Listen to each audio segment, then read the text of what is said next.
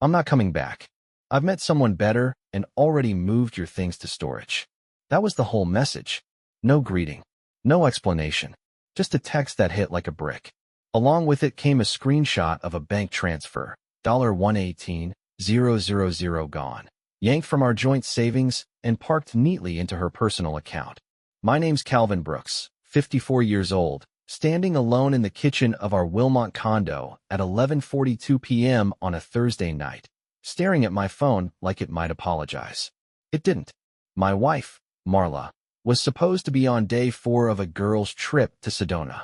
Yoga, spa treatments, wine with friends. At least, that's what I was told.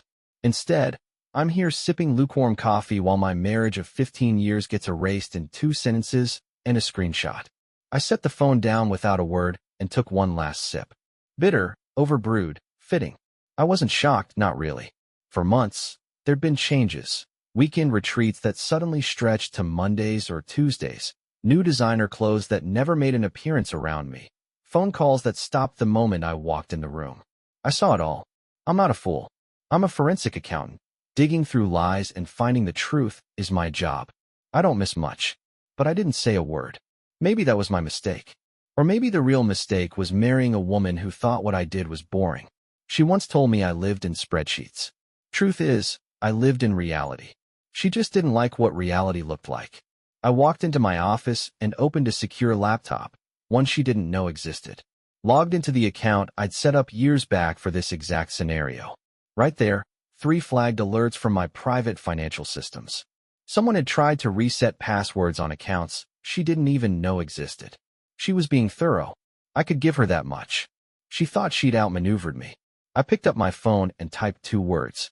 Good luck. Then I called my brother, Eli. He picked up on the second ring. Remember that contingency plan we mapped out 5 years ago? I asked. There was a pause. Yeah, he said slowly. Is it time?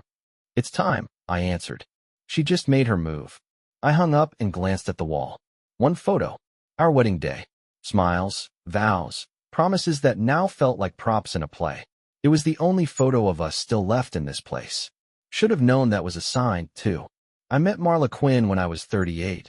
Divorced once, no kids, focused on building my practice from the ground up. We crossed paths at an alumni mixer for Northern State College. She was 34, driven, magnetic, with that kind of energy that draws people in even when they don't want to be drawn. She was bold, sharp, but never interested in what I actually did. I don't need the details, she'd say anytime I tried to explain my work. Just make sure we're living well. I mistook that for trust. Should have realized it was indifference. A year later, we were married. I paid for everything, helped her launch a yoga studio, funded it with my own savings. Then came the upgraded house, the luxury SUV, the 4-star vacations. I never said no. I thought I was building something with her. Turns out, I was just paying for the illusion. My old man had warned me once. We were rebuilding his deck, and he stopped mid-swing, hammer in hand. Son, he said, I notice your wife burns through money like it's nothing. Just make sure she respects what it costs to earn it. I brushed it off at the time, like most stubborn sons do. But it stuck. By year 6, I had started shielding things. Quietly. Legally. Just smart. 2 LLCs. 2 trusts. A few foreign accounts under client-facing umbrellas. Some crypto, nothing flashy, but insulated. Marla knew about our joint checking and the savings account she'd just cleared out. That's it. Meanwhile, her world became more about image. She dove headfirst into the fitness influencer scene. Protein shakes, matching leggings, spiritual captions, and wellness retreats. Her social media started climbing. Thousands of followers. Validation by algorithm. At first, it was weekend trips. Then full weeks. You wouldn't like it, she told me. It's just yoga talk and juice cleanses. No, Marla. It was something else entirely. Last Christmas, Marla forgot my birthday. Not just a missed card or a late dinner.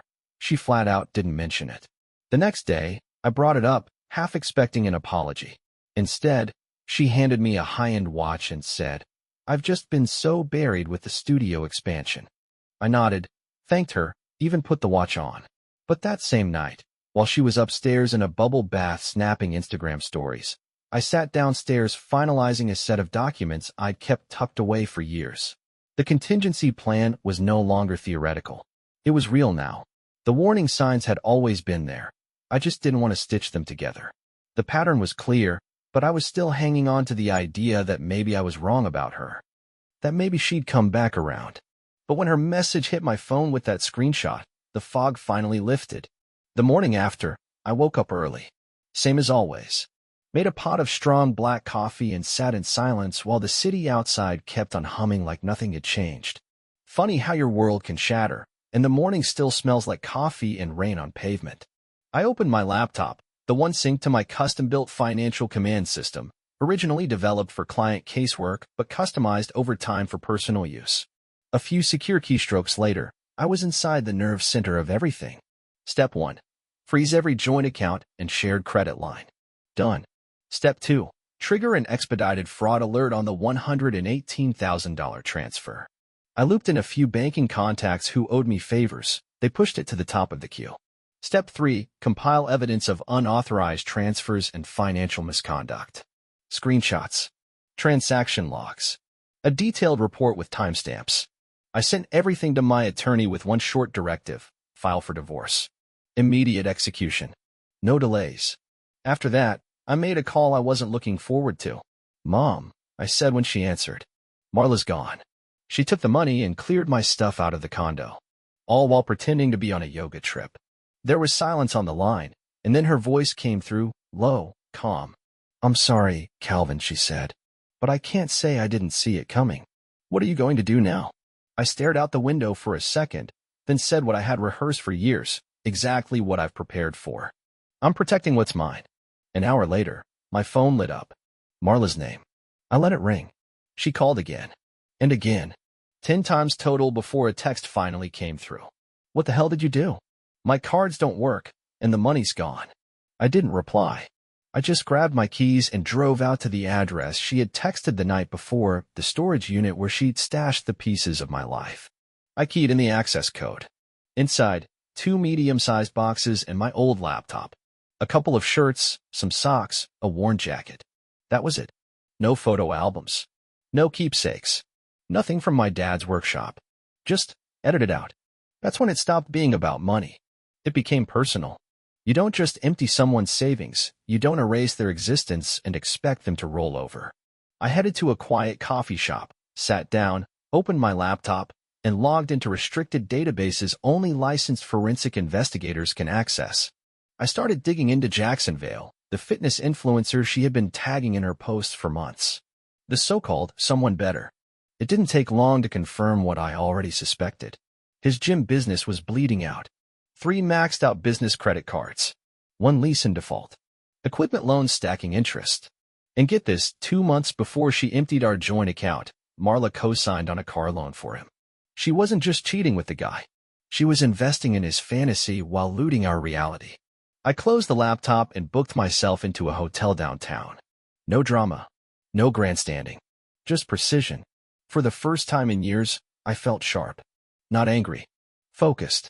Come Monday, I walked into my office like it was any other start to the week. My assistant, Rachel, looked up, startled. "Calvin?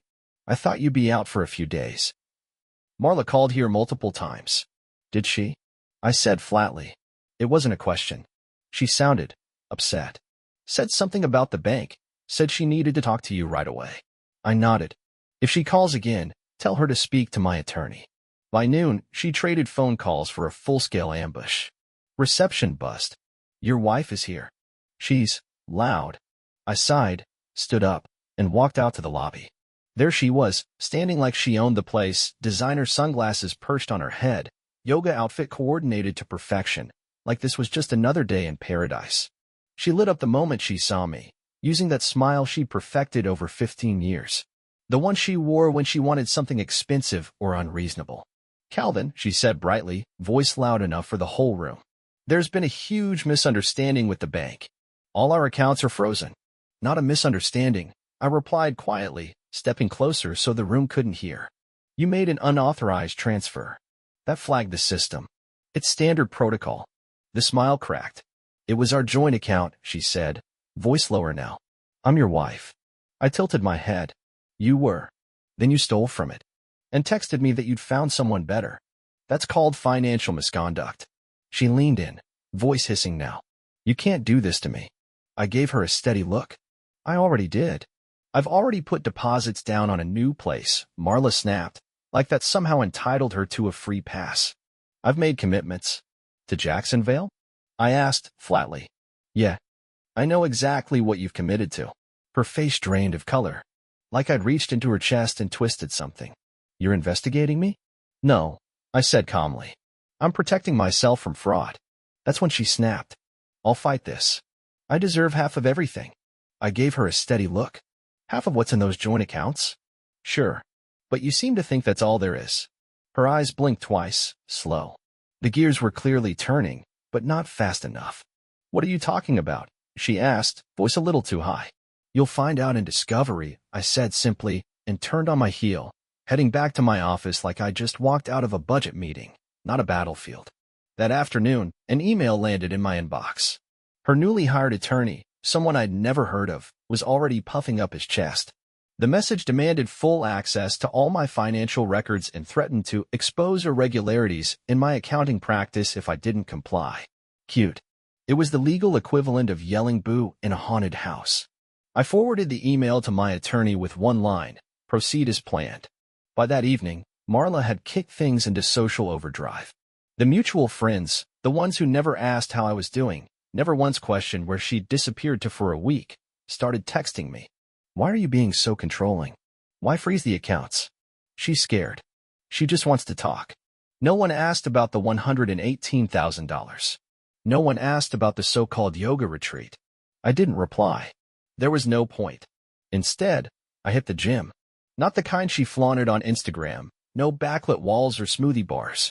I went to the old community center, the one I'd been training at for years. The floors squeaked, the equipment was older, and the regulars kept to themselves. Just how I liked it. I lifted until my arms were jelly and the noise in my head quieted down. Then I drove back to my hotel and opened my laptop. The trap was closing, and it sure as hell wasn't closing around me. 3 days later, my attorney called. Her tone was crisp, but I heard the smile under it. We found something, she said. Marla's been siphoning funds from the joint account for over a year now. Small transfers at first, round numbers, timed between holidays. Then larger, more frequent. Where to? I asked, though I already knew. Several accounts. A couple to her personal savings, but the majority went to a business entity. An LLC registered to Jacksonville. Close to $80,000 total. She let the silence hang for a second. All of it came from your marital assets, which means we can file for financial infidelity.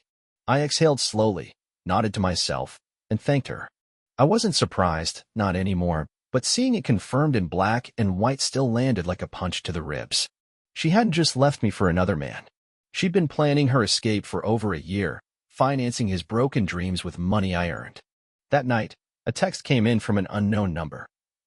You need to back off. Marla deserves better than you. Don't make this uglier than it needs to be.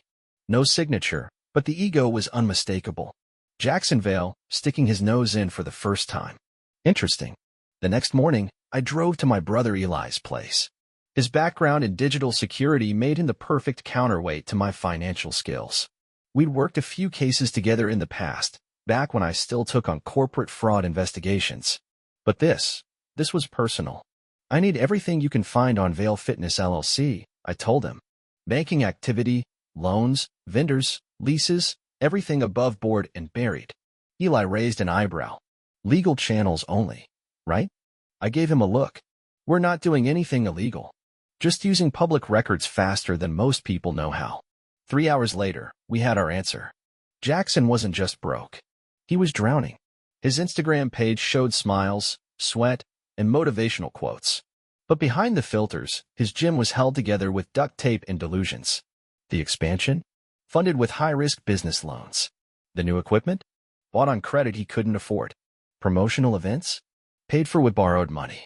But Eli found something deeper. Something Marla had no clue about. Check this out, he said, spinning his laptop toward me. Loan application. For months ago. Collateralized by the gym equipment. I nodded. That's standard. Sure, Eli said. But look who co-signed. I leaned into, and there it was. Her signature. Marla had co-signed a $175,000 loan while we were still married. She did this before she left, Eli said quietly. And here's the kicker, the loan agreement lists joint responsibility with her spouse. They used your marriage to land better terms. I stared at the document, my jaw tight. So she put my name, my assets, on the hook for his loan, without ever asking.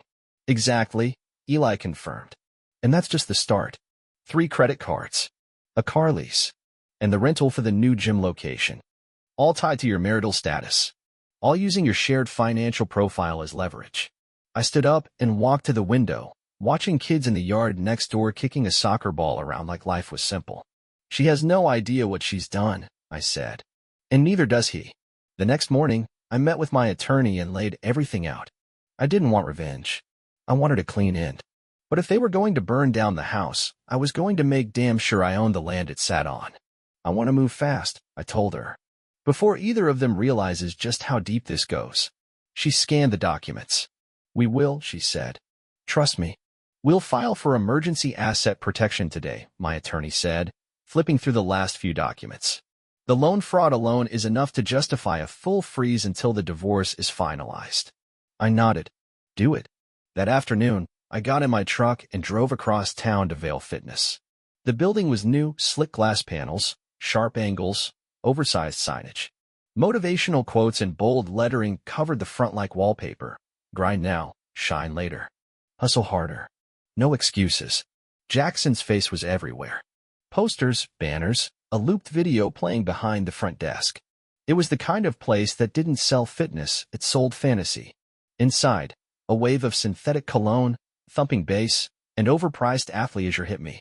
Early 20s influencers posed in front of mirrors, taking selfies in between sets they clearly had no interest in finishing. Jackson spotted me almost immediately.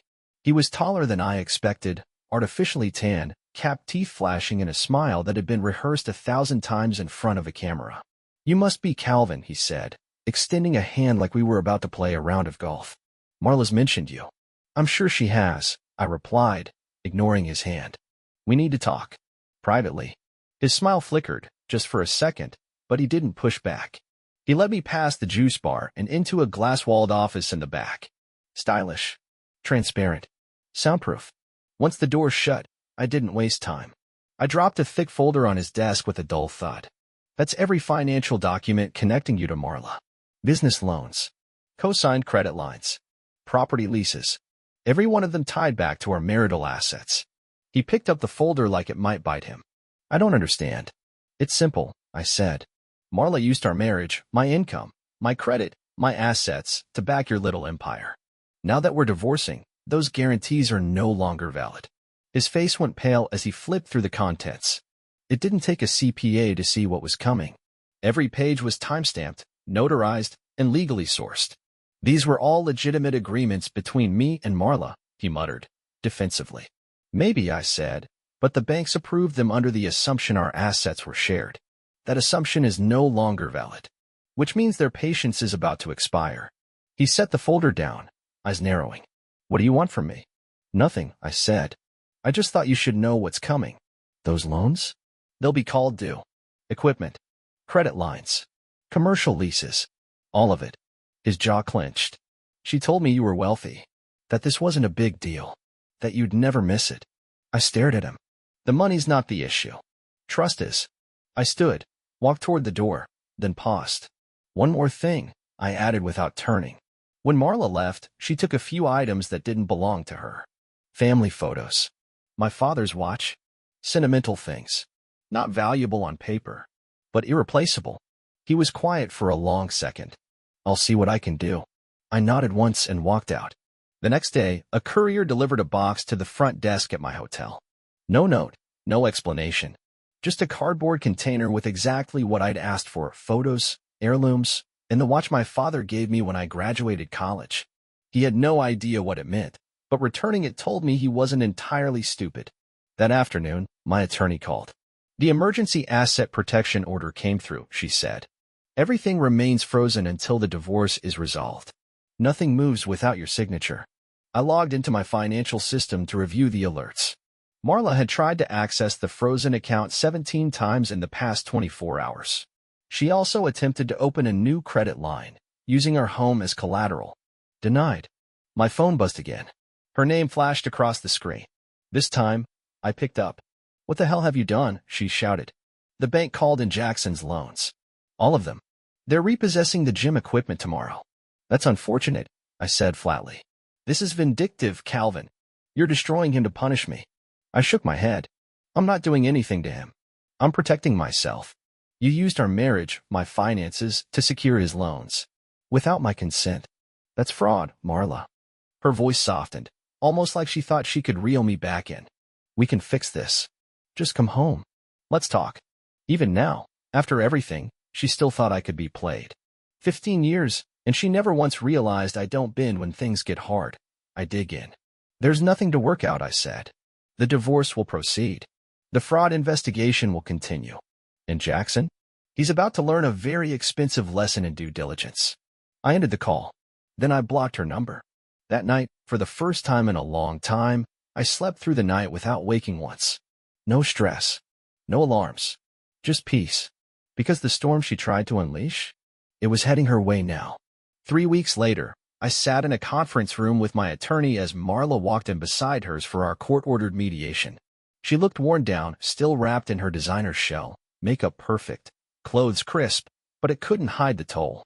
There was a heaviness to her I hadn't seen before. The pressure of a world built on lies finally starting to cave in. Her attorney opened first, voice formal but clearly defensive. "My client is willing to be reasonable regarding the division of assets, despite the aggressive tactics employed thus far." My attorney, cool as ever, offered a polite smile. "That's encouraging. Because there's been a development." She pulled a document from her briefcase and slid it across the table. "The bank has concluded its fraud investigation," she said calmly. "They've confirmed that Ms. Quinn forged Mr. Brooks' signature on multiple financial documents. Loans, leases, every one tied to their marital assets without his consent." Marla's attorney skimmed the paper, and I watched the color drain from his face. "We'll need time to review this," he muttered. "Of course," my attorney replied. "But I think it's important you know the bank has already referred the matter to the district attorney's office. This meeting is a courtesy. Criminal charges are imminent." Marla turned to me, her eyes wide. Genuine panic bleeding through the bravado. "Criminal charges? Calvin, you can't be serious." I met her gaze, steady as stone. "I'm not the one filing charges," I said. "The bank is. That's what happens when you commit loan fraud." Her attorney leaned in, whispering something urgently. She shook her head, jaw clenched. "If Ms. Quinn is willing to sign the proposed settlement agreement today," my attorney continued, "Mr. Brooks is prepared to provide a written statement that may mitigate criminal consequences. He will also decline to press charges for theft of personal property or unauthorized fund transfers." It wasn't a threat. It was a last offer. And she knew it. I sat back and watched as the weight of reality crushed whatever fantasy she'd built. She'd expected rage. Maybe pleading. She'd expected me to chase her. What she never expected was a man who'd already let go. "The settlement is generous," I said, my voice quiet. "You keep your yoga studio. It's profitable. You earned that. You keep your car. Your personal belongings. There's no alimony. And you're responsible for the debts you took out in my name." She swallowed hard. And Jackson? "That's not our concern," my attorney said. "Mr. Vale's financial collapse is his own doing. But now that your husband's assets no longer back his loans, we understand repossession proceedings are already underway." Without another word, Marla signed the papers. As we stood to leave, she reached out and gently touched my arm. "I never thought you'd fight back like this," she said softly. "You always just went along with everything." I looked at her one last time. Not with hate. Not even disappointment. "That was my choice," I said. "Just like all of this was yours." Then I walked out without looking back. A month later, I checked out of the hotel and moved into a small house near downtown Wilmot. Not a penthouse. Not a gated community. Just a craftsman home with a weathered porch and old bones that needed some work. It wasn't luxury, but it was mine, and it was honest. It gave me something to do with my hands in the evenings. Paint, replace fixtures, refinish cabinets. That kind of work has a rhythm to it. Keeps your thoughts grounded. Through mutual friends, I heard Marla had moved out to Colorado to start over. Her Instagram was full of mountain views, sunrise yoga, and inspirational quotes about healing. No mention of what really happened. Jackson's gym? sold off to a national chain. He packed up and headed to Miami, chasing the next illusion. Just like always. Funny how people only post about fresh starts, never the wreckage left behind. One Saturday, my brother Eli stopped by to help me install new cabinets.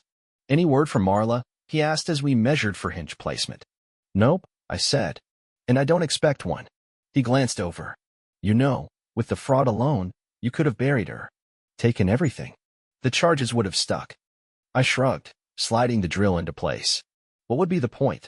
She's not my problem anymore. We worked in silence for a while. Good silence. The kind that feels earned. No tension.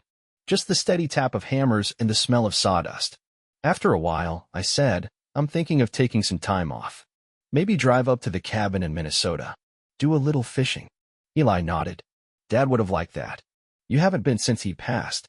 That evening, after Eli left, I poured a glass of bourbon and sat on the back porch.